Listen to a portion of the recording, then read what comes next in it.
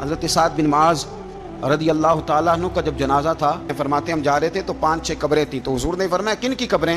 ہم نے عرض کی یا رسول اللہ صلی اللہ علیہ وسلم یہ کافروں کی قبریں ہیں۔ یہ نبی پاک علیہ السلام نے فرمایا جو مسلمان جمعے کے دن یا جمعے کی رات کو فوت ہو، حدیث کے راوی حضرت ابو ہریرہ رضی اللہ تعالی عنہ، حضور صلی اللہ تعالی علیہ وسلم نے فرمایا جو شخص بیماری سے فوت ہوا، جو بندہ سورہ ملک پڑھتا ہے، سنن ترمذی میں حضرت ابن عباس سے روایت ہے کہ حضور صلی اللہ علیہ وسلم کے ایک صحابی نے ایک جگہ خیمہ لگایا تو وہاں سورہ ملک پڑھنے کی آواز آتی تھی۔ سورہ ملک اتنی شاندار صورت ہے کہ نبی پاک صلی اللہ علیہ وسلم نے فرمایا یہ قیامت کے دن اللہ کی بارگاہ میں ناز سے جھگڑا کرے گی اور کہے گی اے اللہ یہاں تو میرے پڑھنے والے کو جنت عطا فرما یا مجھے قرآن پاک سے علیحدہ کر دے۔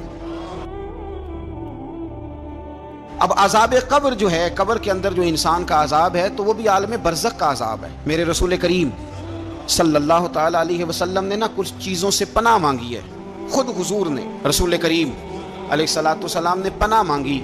حضور فرمانے لگے اے اللہ مجھے کنجوسی سے، بخیلی سے پناہ عطا فرما، اور حضور نے باقاعدہ پناہ مانگی ہے کہ اے اللہ مجھے ارذل العمر ہونے سے پناہ میں رکھ، جب عمر اتنی زیادہ ہو جائے کہ وجود کے حصے کام کرنا چھوڑ جائے، اس سے پناہ مانگی۔ اور خود میرے نبی پاک علیہ السلام نے قبر کے عذاب سے پناہ مانگی۔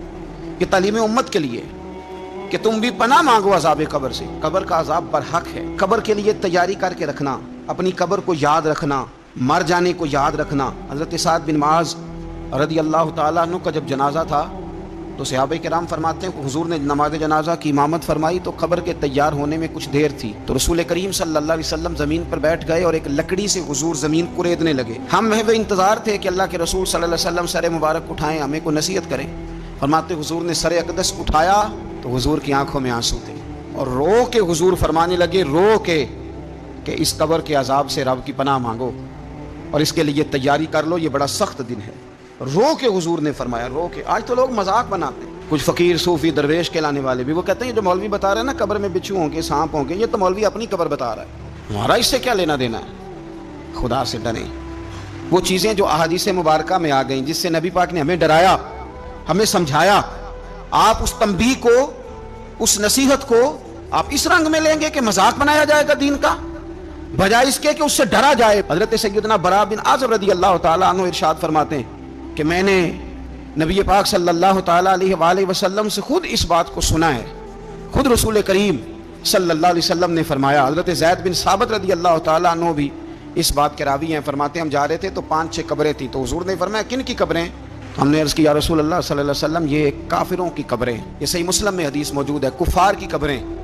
تو اللہ کے رسول صلی اللہ علیہ وسلم فرمانے لگے، ذرا حدیث کے لفظوں پہ غور کرنا، حضور فرمانے لگے اگر مجھے ڈر نہ ہوتا کہ تم اپنے مردوں کو دفن کرنا چھوڑ دو گے، اگر مجھے اس بات کا ڈر نہ ہوتا کہ تم اپنے لوگوں کو، مرنے والوں کو قبروں میں دفن کرنا چھوڑ دو گے، اگر یہ مجھے ڈر نہ ہوتا تو میں سناتا کہ قبر کے اندر کس طرح عذاب ہوتا ہے۔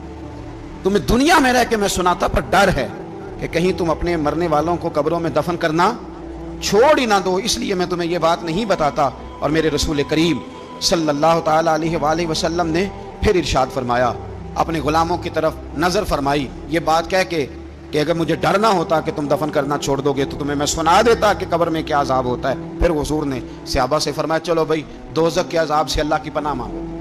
تو سب کہنے لگے ہم دوزخ کے عذاب سے اللہ کی، صحابہ نے کہا ہم دوزخ کے عذاب سے اللہ کی پناہ مانگتے ہیں۔ پھر نبی پاک صلی اللہ تعالی علیہ وسلم نے ارشاد فرمایا تم سب کہو کہ ہم قبر کے عذاب سے اللہ کی پناہ مانگتے ہیں۔ تو صحابہ نے کہا ہم قبر کے عذاب سے اللہ کی پناہ مانگتے ہیں۔ پھر میرے رسول پاک علیہ الصلوۃ والسلام نے فرمایا تم کہو، سارے یہ کہو کہ ہم ظاہری اور باطنی فتنوں سے اللہ کی پناہ مانگتے ہیں۔ تو صحابہ نے کہا کہ ہم ظاہری اور باطنی فتنوں سے اللہ کی پناہ مانگتے ہیں۔ پھر میرے محبوب علیہ السلام نے فرمایا تم کہو کہ ہم دجال کے فتنے سے اللہ کی پناہ مانگتے ہیں۔ تو صحابہ کرام نے کہا کہ اے اللہ ہم دجال کے فتنے سے تیری پناہ میں آتے ہیں۔ نبی پاک علیہ السلام نے یہ الفاظ کہہ کے، یہ بات بتلا کے ہمیں سمجھا دیا، ہمیں قائل فرمایا محبوب نے۔ یاد رکھنا، اس بات کو اچھی طرح سمجھ لینا کہ اگر مجھے ڈر نہ ہوتا کہ تم اپنے مردوں کو دفن کرنا چھوڑ دو گے تو تمہیں بتلا دیتا کہ قبر میں کتنا سخت عذاب ہوتا ہے۔ میرے عزیز، کچھ لوگ ایسے ہیں جن سے عذاب قبر ہوگا ہی نہیں۔ میرے رسول کریم صلی اللہ تعالی علیہ وسلم نے ارشاد فرمایا کہ جو اللہ کے رستے میں شہید ہو گیا، یہ سنن نسائی میں موجود ہے، اسے عذاب قبر نہیں ہوگا، بلکہ ایک حدیث میں تو فرمایا حساب کتاب بھی نہیں ہوگا، اللہ بغیر سوال جواب کے جنت عطا فرما دے۔ کچھ لوگوں کو نا لوگوں کی بخشش پہ بھی مسئلہ ہی بنتا ہے کہ کوئی بخشا نہ جائے۔ اور ایک صاحب کہہ رہے تھے جی یہ کیا معاملہ ہے کہ جمعے کو بندہ مر گیا یا فلانا ہو گیا تو اس سے حساب کتاب نہیں ہوگا، اتنے بڑے جرم لوگوں نے اتنے پاپ، اور جمعے کو مر گیا تو بخشا جائے گا۔ تو میں نے کہا جرموں کا بھی اسے حساب اللہ لے لے گا، لیکن میاں حساب کتاب کی ڈیوٹی نہ اللہ کی ہے تو بہتر یہ ہے کہ اسی کے ہاتھ میں رہے، تو نہ اپنے ہاتھ میں لینے کی کوشش کر۔ سنن ترمذی کی حدیث، ہمیں پتہ نہیں کیا مصیبت ہے، ہمیں پتہ نہیں کیا مسئلہ ہے۔ ایک جنازے سے میں نکلا، آپ یقین کریں کبھی کبھی کلیجہ پھٹ جاتا ہے۔ میں ایک جنازے سے نکلا تو میرے ساتھ ایک بندہ جنازہ پڑھ کے نکلا تو کہنے لگا جی پیر صاحب دیکھیں آج کتنی دنیا آئی ہے، حالانکہ جو بندہ اس طرح کا تھا، اس طرح کا تھا، اس طرح کا تھا۔ میں نے اسے کہا یار تجھے تو فکر ہی لگ گئی ہے کہ جنت میں چلا ہی نہ جائے، تو اس طرح کرنا جنت کے دروازے کے سامنے کھڑے ہو جانا ڈنڈا لے کے کہ میں نے نہیں جانے دینا۔ شرم آنی چاہیے ہمیں۔ اللہ فرماتے ہیں جنت اتنی چوڑی ہے جتنے زمین و آسمان، اس کی چوڑائی زمین اور آسمان کے برابر ہے، تو ہم تو اپنے علاوہ کسی کو جانے نہیں دینا چاہتے جنت میں۔ اور بس کریں، جنت خدا کا فضل ہے، اور اللہ فرماتے ہیں میرا فضل میں جسے چاہتا ہوں عطا کرتا ہوں۔ یہ سنن ترمذی کی حدیث، اور اس کے راوی حضرت عبداللہ ابن عمر رضی اللہ تعالیٰ عنہ، نبی پاک علیہ السلام نے فرمایا جو مسلمان جمعے کے دن یا جمعے کی رات کو فوت ہو اس کو اللہ تعالیٰ قبر کی آزمائش سے محفوظ رکھتا ہے۔ جو جمعے کی رات فوت ہو جائے یا جمعے والے، یعنی جمعے رات اور جمعے کی درمیانی رات چلا جائے یا جمعے والے، تو اللہ اسے عذاب قبر سے، تو میرے عزیز جو بندہ شہید ہو اس سے عذاب قبر نہیں ہوتا، جو آدمی جمعے کے دن یا جمعے کی رات چلا جائے اسے بھی عذاب قبر نہیں ہوتا۔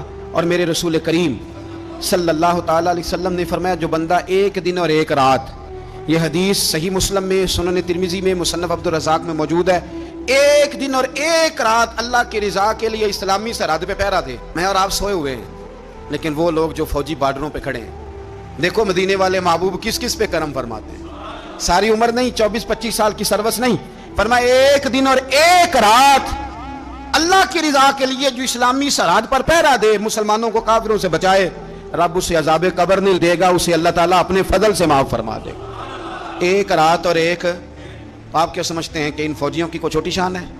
ان کا کوئی چھوٹا مرتبہ ہے؟ ایک دن اور ایک رات اگر یہ پہرا دیں تو اللہ انہیں اتنا انعام عطا کرتا ہے۔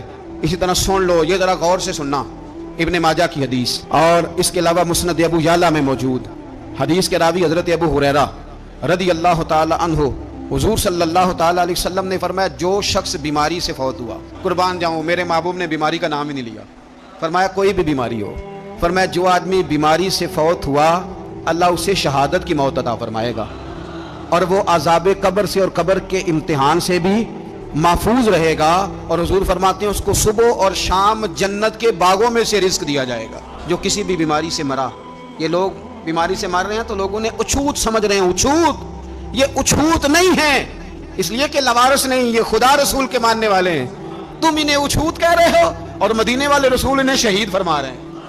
حضور نے فرمایا جو بیماری سے مرے شہید ہے، وہ قبر کے عذاب سے محفوظ رہے گا اور جنت کے باغوں میں سے اللہ رزق دے گا۔ لوگ کہتے ہیں دیکھو جی بڑا تانگ ہو کے دنیا سے گیا ہے، تو اس بندے کو بھی عذاب قبر نہیں ہوتا۔ اسی طرح جو بندہ سورہ ملک پڑھتا ہے، سنن ترمذی میں حضرت ابن عباس سے روایت ہے کہ حضور صلی اللہ علیہ وسلم کے ایک صحابی نے ایک جگہ خیمہ لگایا تو وہاں سورہ ملک پڑھنے کی آواز آتی، کوئی بندہ پڑھنے والا نظر نہیں آتا تھا۔ جب حضور کی بارگاہ میں عرض کیا تو فرمایا وہاں قبر تھی اور قبر کے اندر بیٹھ کے میرا صحابی سورہ ملک کی تلاوت کر رہا۔ اگر ہمیں خسرہ نمبر یاد ہو جاتا ہے نا اپنی جگہ کا، اور ہمیں پتہ ہوتا ہے کہ میرے والا حصہ کتنے کروڑ کا ہے، اگر ساری کہانیاں ہمیں یاد ہوتی ہیں تو سورہ ملک بھی ہمیں یاد ہو سکتی ہے۔ موبائل پہ اس کو ریکارڈ کر لیں، پھر اس کو سنیں کبھی بھی سورہ ملک میں۔ اور ہمارے سلسلہ عالیہ میں تو سورہ ملک وظیفہ ہے، ہمارے الوظیفۃ الکریمہ میں اعلیٰ حضرت نے لکھا ہے کہ رات کو سورہ ملک اور سورہ یاسین کے بغیر سونا نہیں۔ سورہ ملک اتنی شاندار صورت ہے کہ نبی پاک صلی اللہ علیہ وسلم نے فرمایا یہ قیامت کے دن اللہ کی بارگاہ میں ناز سے جھگڑا کرے گی اور کہے گی اے اللہ یہاں تو میرے پڑھنے والے کو جنت عطا فرما یا مجھے قرآن پاک سے علیحدہ کر دے۔ میرے رسول کریم علیہ السلام نے مومن کی قبر کا حال بھی بتایا۔ سنن ترمذی میں، صحیح ابن حبان میں حضرت ابو ہریرہ رضی اللہ تعالیٰ عنہ بیان کرتے ہیں کہ حضور صلی اللہ علیہ وسلم نے فرمایا جب میت کو قبر میں رکھا جاتا ہے تو اس کے پاس سیاہ رنگ والے اور نیلی آنکھوں والے دو فرشتے آتے ہیں اور اس کو اٹھا کے بٹھاتے ہیں۔ باقی حدیثوں میں 3 ہی سوال ہیں، لیکن اس حدیث میں حضور نے فرمایا انہوں نے بس میرے بارے میں ہی پوچھنا ہے، اٹھا کے بس میرے بارے میں صرف یہ پوچھنا ہے بتا مدینے والے محبوب کے بارے میں دنیا میں کیا کہا کرتا تھا۔ تو اعلیٰ حضرت بریلوی تو کہتے ہیں میں نے تو کہہ دینا ہے سرور کہوں کہ مالک و مولا کہوں تجھے، باغ خلیل کا گلے زیبا کہوں تجھے، تیرے تو وصف عید تناہی سے ہیں بری، حیران ہوں میرے شاہ میں کیا کیا کہوں تجھے، لیکن رضا نے ختم سخن اس پہ کر دیا، خالق کا بندہ خلق کا آقا کہوں تجھے۔ اور پھر میر علی شاہ صاحب کہتے ہیں میں نے وہاں یہ کہنا ہے کہ مکھ چند بدر شاہ شانی ہے تے متھ چمک دی لاٹ نورانی ہے، کالی زلف تے اکھ مستانی ہے، مخمور اکھی ہیں مد بھریاں، سبحان اللہ۔ ماں اجمل کا، ماں اکمل کا، ماں احسن کا، تے کتھے میرے علی، کتھے تیری ثنا، مشتاق اکھیں کتھے جاڑی۔ تو نبی پاک علیہ السلام فرماتے ہیں میرے بارے میں پوچھیں گے، میرے بارے میں۔ ویسے بھی ایک سوال لازمی ہوتا ہے نا، یہ والا سوال لازمی ہے، من ربو کا پوچھ کے نا تو جنت جہنم کا فیصلہ نہیں، ماں دینوں کا پوچھ کے جنت جہنم کا فیصلہ۔ ہاں، بات اگر ختم ہونی ہے تو مدینے والے کے سوال پہ ختم ہونی ہے، اس لیے کھول کے نعتیں پڑھا کرو اور راج کے درود پڑھا کرو، یہ بات یاد رکھیں۔ یہ فیصلہ حضور کی ذات پہ ختم ہونا ہے۔ وہ شکایتیں کرتے ہیں نا لوگ آ کے، تو ایک بچی کو ہمارے ہاں داخل کرانے کے لیے ایک صاحب لے کے آئے تو کہنے لگے بڑا عرصہ اسے فلانے مدرسے میں داخل کرایا، سوائے نعتوں کے کچھ بھی نہیں سیکھا اس نے۔ تو میں انہوں نے آخیا چاچا جی جڑی اصل کام سی وہ تو سیکھ گئی نا تھوڑی بچی، قرآن و سنت بھی حضور کی نعت ہی ہے، لیکن آپ کو پتہ ہے کہ بات ختم مدینے والے کی نعت پہ ہی ہوتی ہے۔ حضور کا پیار اصل ہے، تو حضور فرماتے ہیں میرے بارے میں پوچھا جائے گا، وہ کہے گا کہ ان کے بارے میں کیا پوچھتے ہو، اشہد ان لا الہ الا اللہ و اشہد ان محمدن عبدہ و رسولہ۔ تو فرماتے ہیں پھر اسے نا ایک طرف کھڑکی کھولی جائے گی تو جہنم کا دروازہ دکھایا جائے گا اور اسے کہا جائے گا اگر تو سوالوں کے صحیح جواب نہ دیتا تو دوزخ میں جاتا، لیکن اب تو نے صحیح جواب دیے ہیں۔ تو حضور فرماتے ہیں اس کی قبر 70 گز چوڑی اور 70 گز لمبی کر دی جائے گی۔ مسجد میں اسی والے حال میں جگہ مل جائے تو بندہ بڑا سکھی رہتا ہے، اور صبح جائے بینک اور پہلی لائن میں موقع مل جائے تو بندہ بڑا سکھی رہتا ہے کہ میرا جاتے ہی کام ہو گیا۔ او خدا کے بندے، قبر بندے کی قبر، مکان اچھی سوسائٹی میں اچھا خستہ اور سستا مل جائے تو بندہ کہتا ہے کہ سودا بڑا بارے لب گیا، بھائی بڑا کمال ہو گیا، مزہ نہیں آ گیا۔ قبر 70 گز لمبی اور 70 گز چوڑی، اور یہ ترمذی شریف پڑھ رہا ہوں، بڑی مزیدار حدیث۔ نبی پاک صلی اللہ علیہ وسلم فرمانے لگے پھر اس کی قبر کو نور سے بھر دیا جائے گا۔ حضور کو پہچان گیا نا، قبر نور سے بھر دی گئی اور جب 70 گز لمبی کر دی گئی تو بڑے پیارے لفظ ہیں حدیث کے۔ حضور فرماتے ہیں وہ بندہ پھر فرشتوں سے ایک بات کہے گا، یہ وہ مسئلہ تھا کہ استاد اس پر یوں ہوتا تھا کہ جس طرح وہ پورے جلال میں آ گئے، اس بات نے انہیں اتنا غصہ دلا، وہ تو بیٹھا رہا، جان بوجھ کے نہیں آیا۔ اس کو شدید مار پڑتی تھی۔ جب ہم بڑے ہوئے کتاب و سنت کو دیکھا تو کچھ چیزیں عجیب سی سمجھ میں آئیں۔ سیاستہ میں حدیث موجود ہے کہ صحابہ کرام علیہم رضوان فرماتے ہیں کہ ایک جنگ کا موقع تھا تو وہ رستے بڑے سخت تھے، دشوار گزار گھاٹیاں تھیں، بڑی مشکل سے ہم نے وہ راہیں طے کی، ہمیں لگا کہ اس جہاد پر ہمیں بہت اجر ملے گا، اور پھر ہمارے دلوں میں یہ بھی خیال آتا تھا کہ فلاں فلاں فلاں فلاں تو صحابی آئے نہیں، وہ تو گھر میں رہے۔ اللہ کے محبوب صلی اللہ تعالیٰ علیہ وسلم نے ہمارے ان خیالات کو بھانپا اور کریم فرمانے لگے تمہیں اس جہاد پر بڑا اجر ملے گا، لیکن یاد رکھنا تمہارے کچھ بھائی ہیں جو گھروں میں بیٹھے ہیں، مجبوریوں نے، آزمائشوں نے، پریشانیوں نے، عذر نے انہیں آنے نہیں دیا، جتنا تمہیں صبر کر کے، مشقت جھیل کے، سفر کر کے جہاد کا ثواب ملے گا اتنا ہی انہیں گھر بیٹھے بیٹھے بھی ثواب ملے گا۔ آئے نہیں، یہ کس بندے کا معاملہ ہے جو عذر والا ہے؟ اور اگر کسی کے اجتہاد میں غفلت ہو گئی، حضرت کعب بن مالک رضی اللہ تعالیٰ، یہ بھی صحیح بخاری میں، کل چلا جاؤں گا، حضور تو جہاد پہ چلے گئے لیکن اجتہاد میں غفلت ہو گئی، کل چلا جاؤں گا، پرسوں جاؤں گا، ترسوں، فرماتے ہیں میں جا ہی نہیں سکا، حضور واپس آ گئے۔ جن منافقوں نے جھوٹ بولے جا کے کہ یہ مسئلہ ہو گیا تھا، یہ مسئلہ ہو گیا تھا، ان کو تو مل گئی معافی، لیکن میں چونکہ مخلصین میں سے تھا خدا کے فضل سے، اور ہو گئی تھی غفلت، 50 دن نبی کریم مجھ سے ناراض رہے، 50 دن اللہ کے لیے کہ تو رب کے رستے میں جہاد کرنے نہیں آیا، 50 دن حضور ناراض رہے۔ فرماتے تھے مدینے کی گلیاں میری تھیں، سب میرے اپنے تھے، پر کریم جو ناراض تھے تو کوئی پھر سلام بھی نہیں لیتا تھا۔ مجھے یوں لگتا تھا کہ مجھے دیکھ کر ہوائیں اور فضائیں بھی رستے بدل جاتی ہیں۔ 50 دن میں مسجد میں آتا تھا، جب میں چہرہ ادھر کرتا تو حضور مجھے دیکھتے، اور جب میں حضور کو دیکھتا تو کریم چہرہ بدل لیتے، میں ویکھاں تے یار نہ ویکھے، تے جدوں نہ ویکھاں ادوں ویکھے، ایڈے نصیب کتھوں تتڑی دے میرے وچ ویکھن دے ویکھے، غلام فریدہ بوئے یار دے مرنا ہے پاویں ویکھے یا نہ ویکھے۔ ختم ہو گئی بات۔ حضرت کعب بن مالک کہتے ہیں 50 دن کے بعد پھر رب کریم نے میری توبہ قبول کی اور مدینے والے رسول نے اعلان فرمایا جو عذر کی وجہ سے نہیں جا سکے، مجبوری سے، انہیں گھر بیٹھے بیٹھے ثواب ہے، لیکن جن کے اجتہاد میں غفلت ہوئی، سمجھنے میں غفلت ہوئی، کل پرسوں ترسوں چلے جائیں گے، ان سے 50 دنوں کی ناراضگی ہے۔ کتنے لوگ ہیں جن کی فجر گزر جاتی ہے بستر پہ، زور گزر جاتی ہے پھٹے پہ گپوں میں، عصر گزر جاتی ہے چائے پینے میں، مغرب اور عشاء موبائل پہ لیٹے لیٹے بیت جاتی ہے، اور ان سے آپ گفتگو کریں تو وہ دانشور ہیں، آپ بات کریں تو پنچایت ختم کرنے والے لوگ ہیں، آپ ان سے بات کریں تو وہ عالمی سیاست پر نظر رکھتے ہیں، آپ گفتگو کریں تو شعور کی اعلیٰ گتھیاں سلجھاتے نظر آتے ہیں۔ خدا مجھے ایسی خدائی نہ دے کہ اپنے سوا کچھ دکھائی نہ دے۔ یہ غفلتیں ہیں، یہ شورش ہے، یہ اپنے منہ سے خود میاں مٹھو بننا۔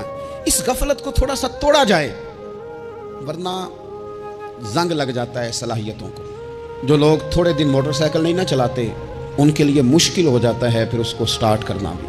ہمارے استاد کہا کرتے تھے جو لوگ پڑھاتے نہیں انہیں کتابیں بھولنے لگ جاتی ہیں، جو لوگ کوئی کام کرتے نہیں پھر وہ آہستہ آہستہ وہ زنگ آلود ہو جاتا ہے، وہ کہتے ہیں اب نہیں ہو سکتا تم سے، اب مشکل ہے۔ سجنوں، دوستوں، بزرگوں، بھائیوں، جو لوگ شروع میں عبادتوں کے عادی نہیں ہوتے، وقت ضائع کرتے ہیں، بڑھاپے میں دل کرتا ہے توبہ ہو جائے، لیکن اپنے ماتھے کو سجدے کی عادت ہی نہیں ڈالی۔ یہ جسم جھکنا اس کا عادی نہیں ہوا کہ رب کی بارگاہ میں جھکے، اس کا مزاج ہی نہیں تہجد پڑھنے کا۔ سارا کچھ ہو جاتا ہے۔ میں نے سیاست کرنے والے، پنچایت ختم کرنے والے، چدراہٹ کرنے والے، وزاداری رکھنے والے راتوں کو تہجد پڑھتے بھی دیکھے ہیں۔